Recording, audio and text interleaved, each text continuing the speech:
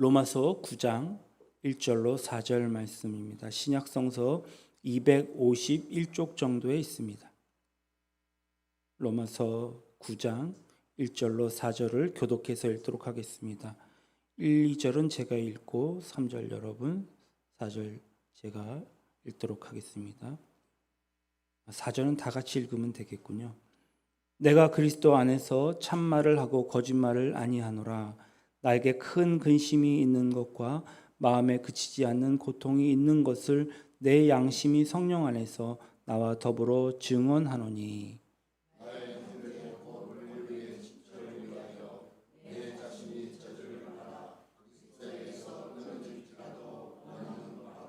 같이 하겠습니다. 그들은 이스라엘 사람이라. 그들에게는 양자됨과 영광과 언약들과 율법을 세우신 것과 예배와 약속들이 있고. 아멘. 옆 사람과 인사하겠습니다. 행복하세요. 할렐루야. 축복합니다. 아멘. 할렐루야. 지난주 화요일이 현충일이었습니다. 제가 서울을 좀 다녀왔는데요.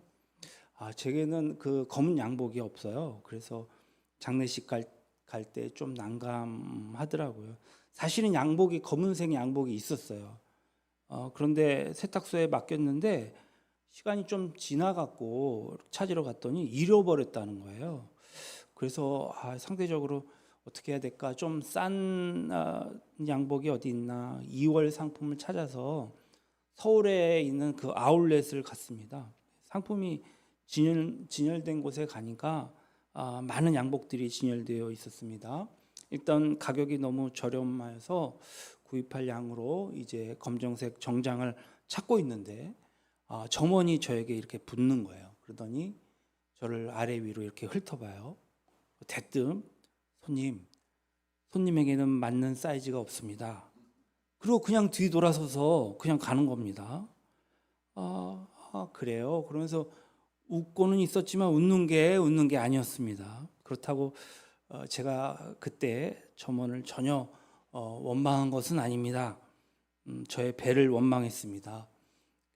참 사람이 너무 비대하다 보면 맞지 않는. 그러면 남대문을 가볼까? 이제 서울역이니까 남대문이 가깝잖아요. 그래서 거기 또 저렴한 옷이 있을지 몰라서 전철 3호선 해화역을 간다고 그렇게 지하철을 탔는데 그만 1호선을 타버린 거예요. 이제 서울역에 가면 좀 헷갈려요. 3호선 가는 길과 1호선 가는 길. 1호선을 그래서 이거 오랜만에 지하철을 타서 좀 헷갈렸던 모양입니다. 잘못한 것을 알았지만 뭐 내릴 수가 없었어요. 어쩔 수 없이 시청에서 내려야 되겠다. 그래서 시청에서 내렸습니다.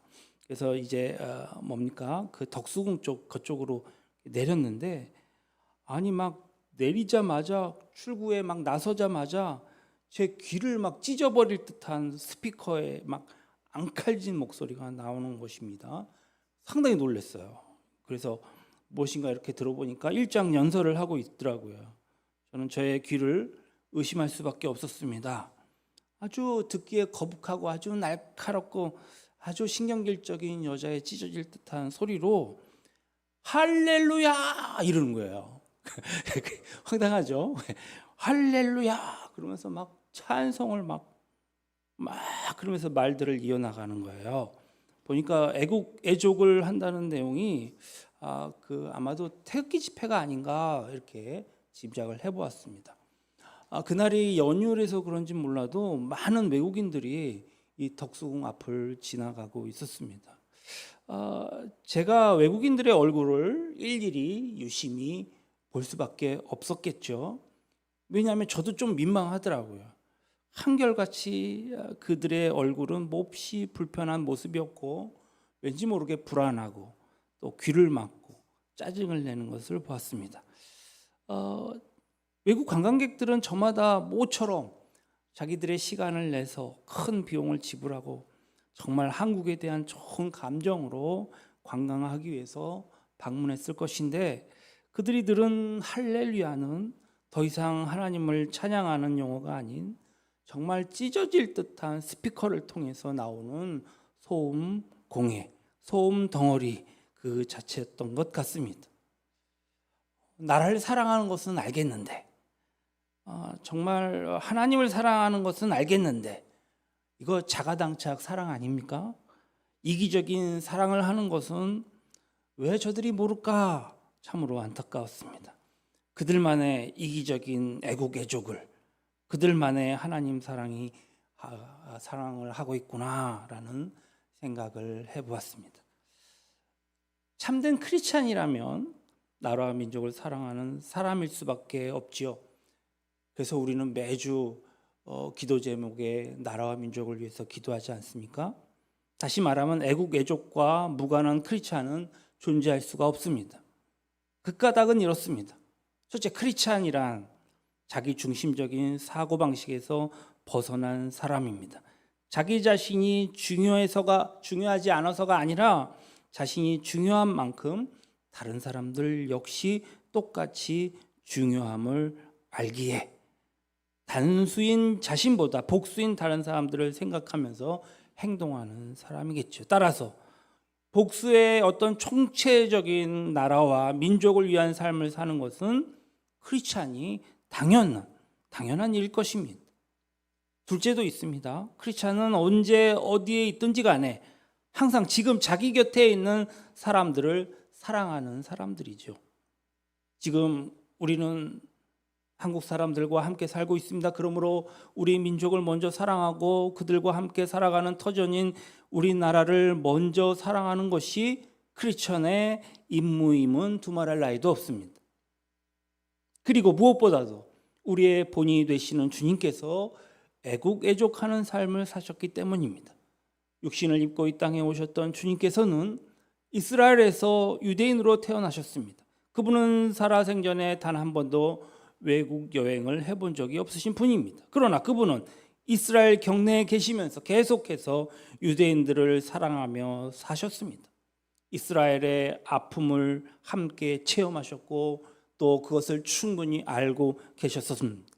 그분이 그토록 사랑하셨던 갈릴리인 역시 유대인이었습니다. 그뿐만 아니라 조국인 이스라엘을 얼마나 사랑하셨던지 조국을 위해 울기까지도 했다. 성경은 그렇게 말하고 있습니다. 성경이 그분이 이 땅에 계시는 동안 3번 우셨다고 기록하고 있는데요.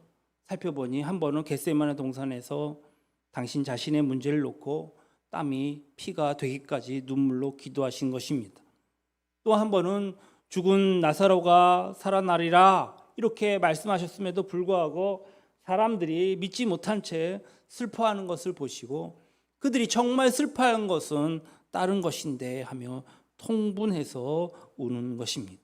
그리고 마지막 한 번은 감난산 위에서 이제 멸망당할 예루살렘을 보시고 그 조국을 위해 가슴 아파 눈물을 흘리셨습니다.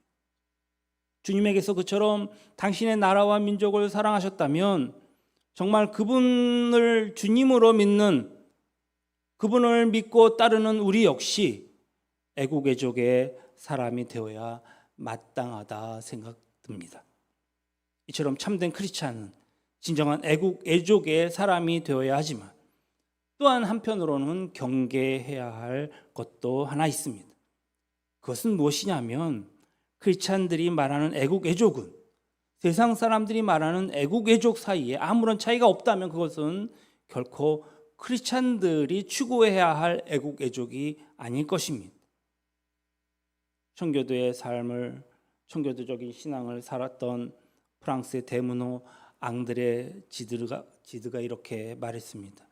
피레네 산맥을 사이에 두고 이쪽과 저쪽에서 그 의미가 달라지는 애국이라면 그것은 참다운 애국일 수가 없다.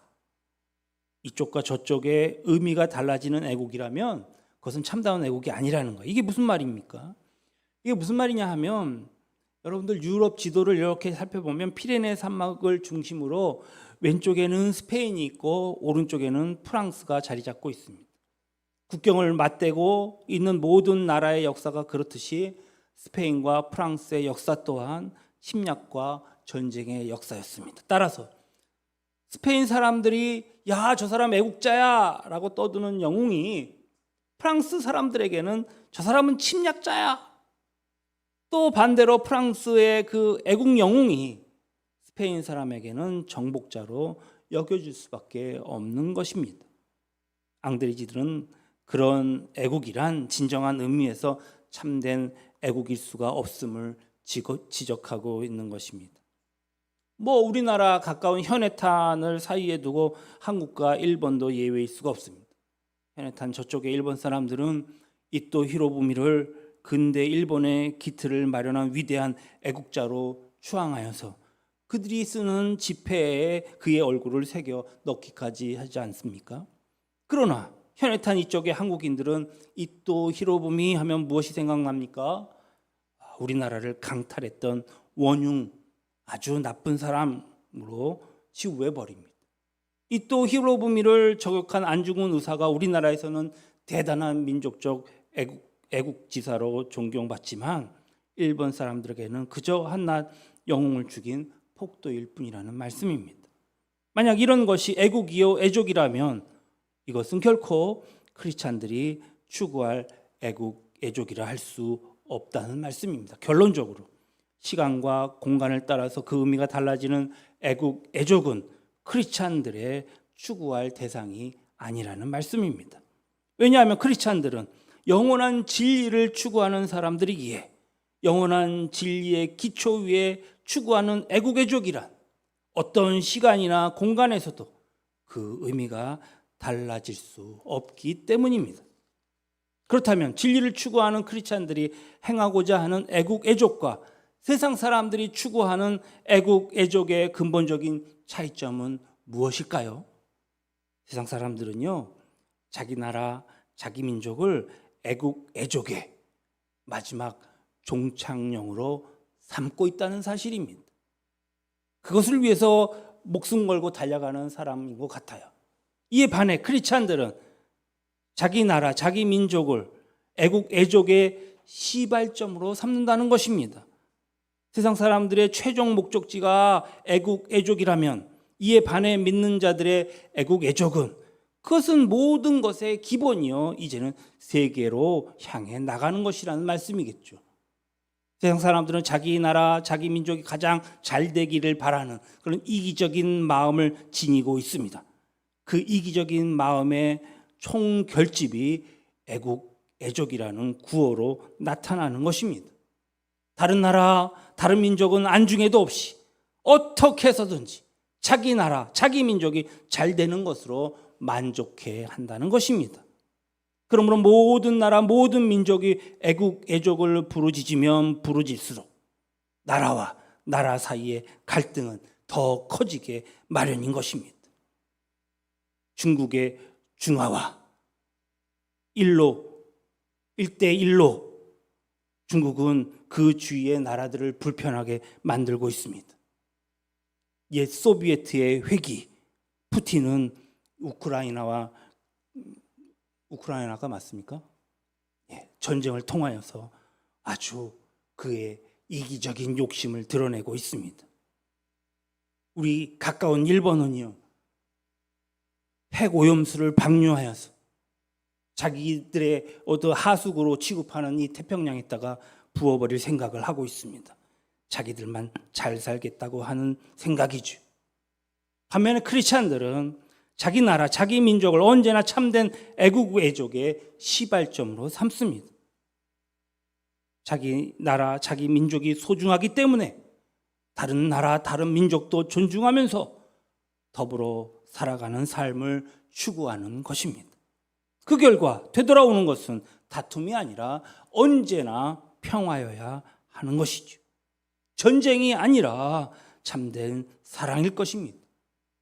바로 이것이 크리스찬들이 추구하는 애국 애족의 참된 본질이어야 할 줄로 믿습니다. 이럴 때 보통 아멘 합니다.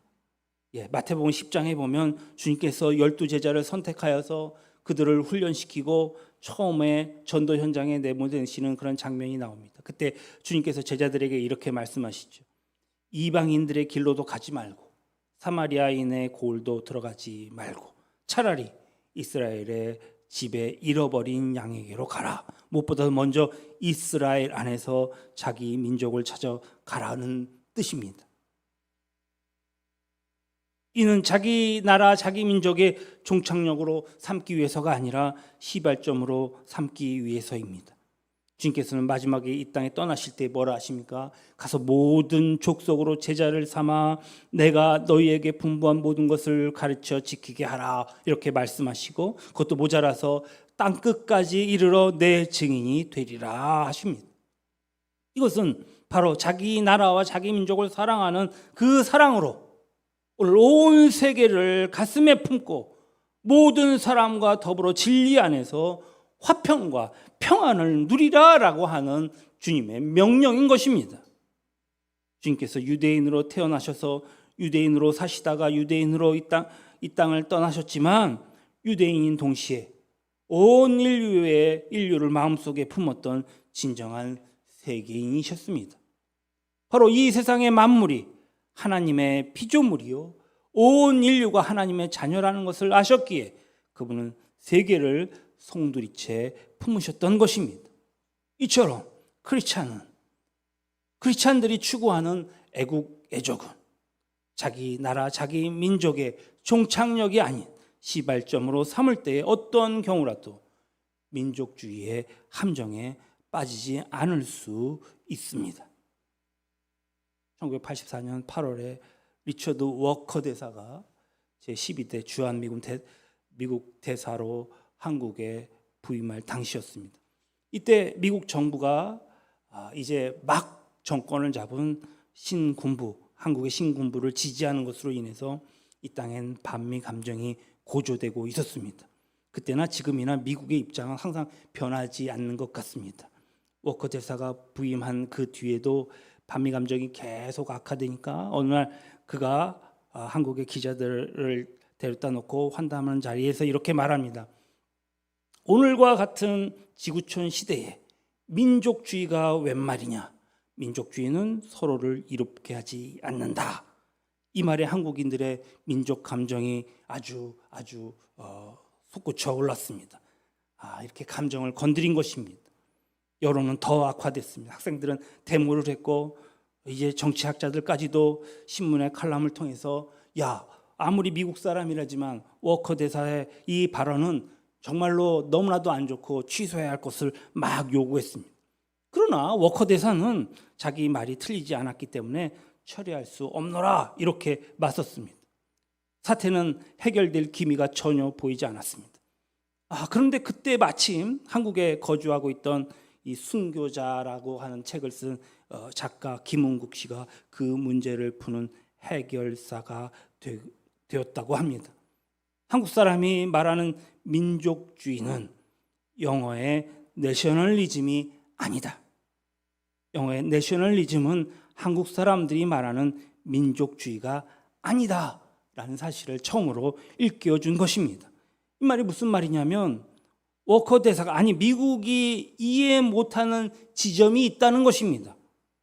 미국은 단 한 번도 미국의 본토를 외국에 침입당하거나 외세의 지배를 받아본 적이 없이 도리어 다른 나라를 지배하는 자리에 있었기 때문에 그들이 말하는 내셔널리즘이란 약소 국가를 짓밟는 강대국의 자기 용어에 지나지 않았던 용어였던 것입니다. 당연히 한국 사람들의 이 애국 애족이 이기적인 자기 민족주의다라고 미국 사람들은 보았을 것입니다. 반면에 우리나라의 입장에서 우리나라처럼 늘 강대국의 그늘에서 생존 자체가 문제시되던 약소국가에 있어서 민족주의란 자기 생존을 지키려는 비장한 본능을 뜻하는 용어였다는 사실입니다. 따라서 한국의 민족주의는 영어의 내셔널리즘이 될 수 없고 영어의 내셔널리즘을 한국의 민족주의로 해석해서는 안 된다는 사실이었습니다. 이렇게 설명함으로써 사람들의 오해를 풀 수 있게 되었습니다. 그러나 여기서 중요한 대목이 있습니다. 내셔널리즘이든 민족주의든 배타적인 성격을 지니고 있다는 점에서는 차이가 있을 수 없다는 것입니다. 이런 의미에서 크리스찬들은 자기 민족을 사랑하고 더욱 존중히 여기되 배타적인 민족주의가 되어서는 안 된다는 말씀입니다. 물론 그보다 더 심한 국수주의자는 더더욱 되어서는 안 될 것입니다.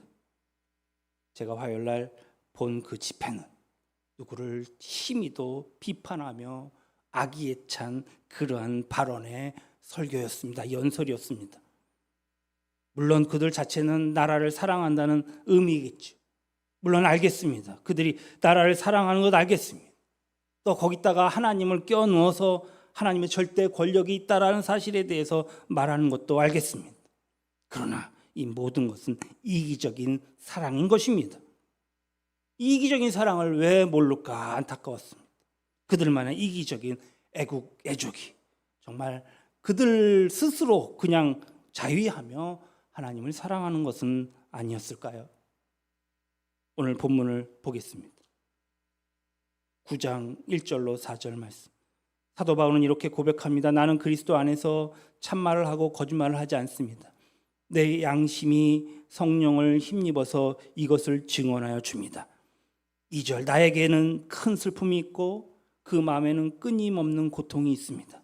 3절. 나는 육신으로 내 동족인 내 결례를 위해서 일하면 내가 저주를 받아서 그리스도에게서 끊어질지라도 달게 받겠습니다.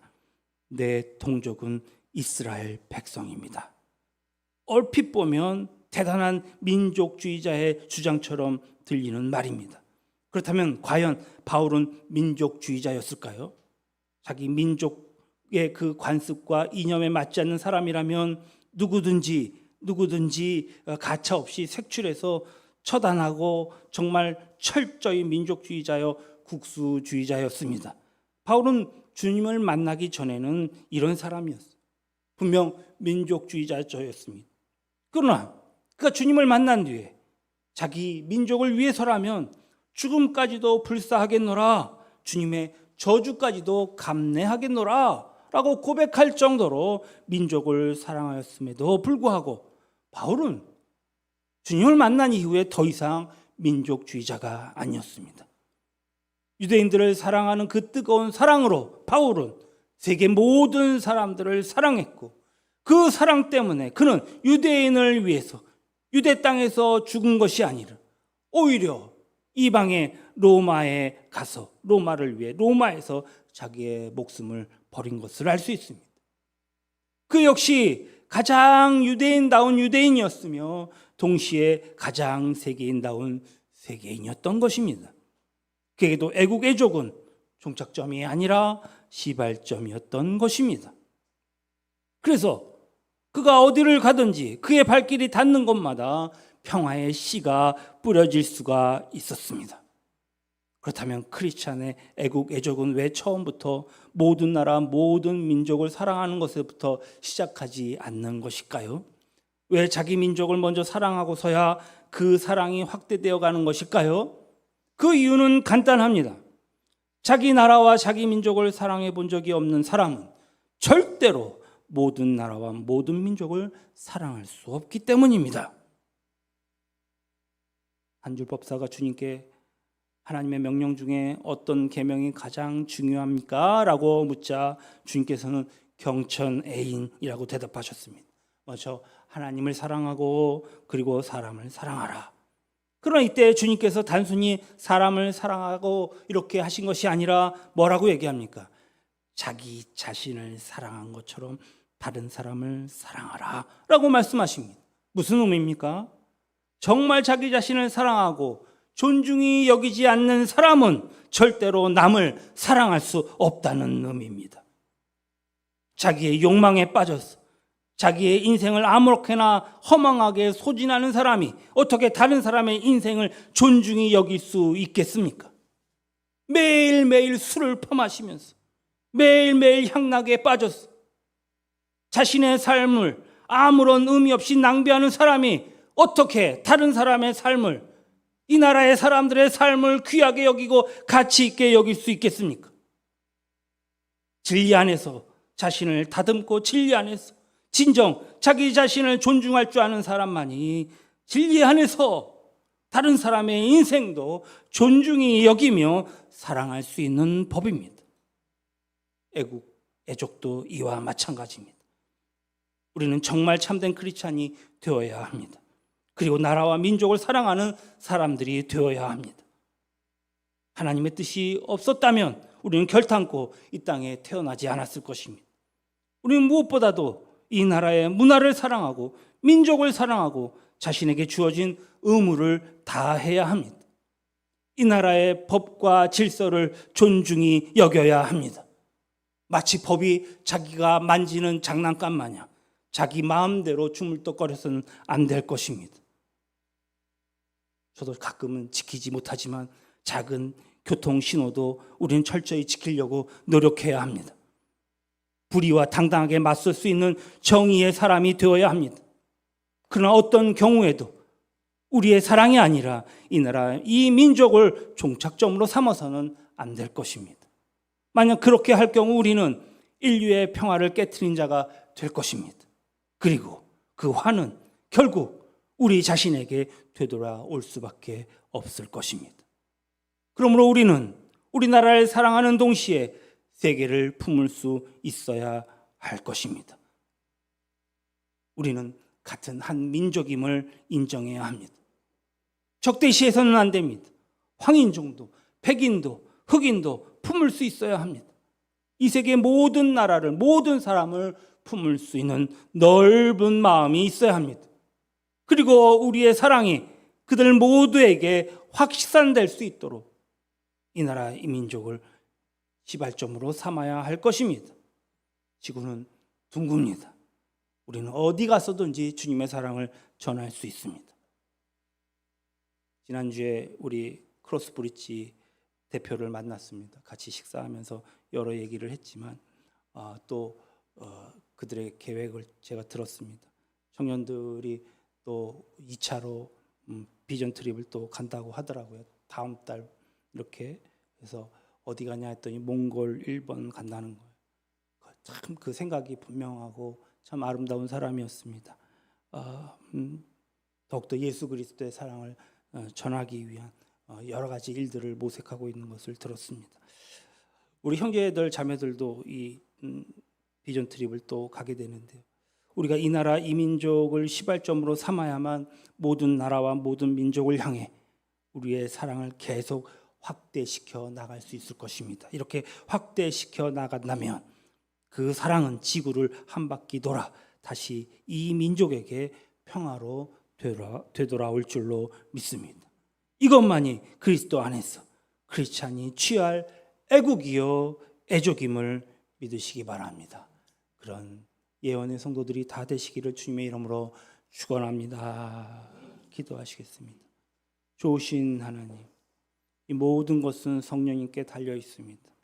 악하기만 한 이 세상에 이기적인 애국애족이 아니라 이제 애국애족을 통하여 예수 그리스도의 사랑을 전파할 수 있는 하나님의 넓은 마음을 가진 성도들이 다 되게 해 주십시오. 예수님의 이름으로 기도합니다. 아멘. 따스한 성령